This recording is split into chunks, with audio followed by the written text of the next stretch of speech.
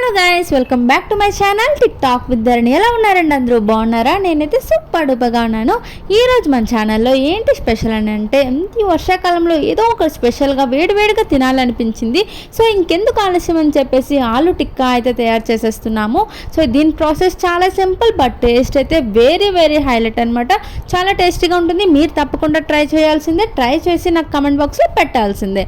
ముందుగా ఒక బౌల్ తీసేసుకొని ఉడికించిన ఆలూస్ అయితే వేసేసుకొని దుంపల్ని బాగా స్మాష్ అయితే చేసేసుకోవాలి. మెత్తగా పిసికేసుకోవాలి. పిసికేసుకున్న తర్వాత దీంట్లో గ్రేటెడ్ ఆనియన్స్ అయితే చిన్న చిన్న ముక్కలుగా కట్ చేసేసుకొని ఆనియన్స్ వేసుకోవాలి. అండ్ గ్రేటెడ్ క్యారెట్ అయితే వేసేసుకోవాలి. చిన్న తురుముగా కట్ చేసేసుకొని వేసేసుకోవాలి. ఇందులో మనము ఒక మిక్సీ జార్ తీసేసుకొని బ్రెడ్స్ని అయితే క్రమ్స్లా తయారు చేసుకోవాలి. బ్రెడ్ అయితే 4 to 5 స్లైసెస్ మిక్సీ జార్లో వేసేసుకొని క్రమ్స్గా అయితే చిన్న గుండ పౌడర్గా అయితే తయారు చేసుకొని పక్కన పెట్టేసుకోవాలి.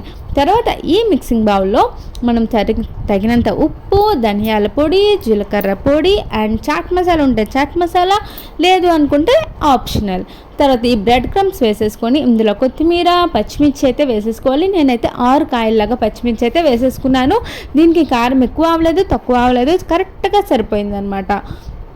అంతా ఈ మిక్సింగ్ అంతా మనం కరెక్ట్గా చక్కగా కలిపేసుకోవాలి. ఏ మాత్రం వాటర్ ఏమీ వేయకూడదు. ఇదే కలిపేసుకొని ఉండల్లాగా చేసేసుకొని ఉంచేసుకోవాలి.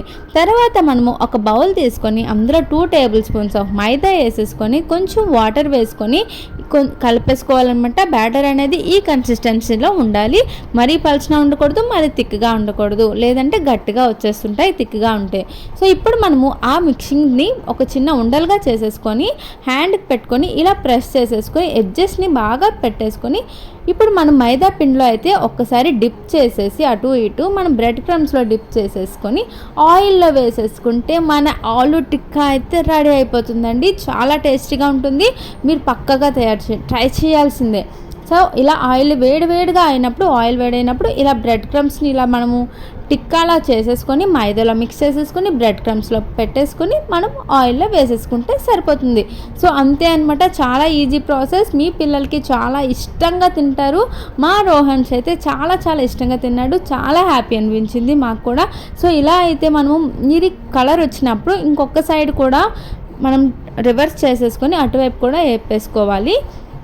మనకి బ్రౌన్ కలర్ అయితే వచ్చేసినప్పుడు మనం ఆ టిక్కాని అయితే తీసేసుకొని పక్కన టిష్యూ పేపర్లు అయితే వేసేసుకోవాలి. అంతే అండి. ఆలు టిక్కా చేయడం చాలా ఈజీ అనమాట.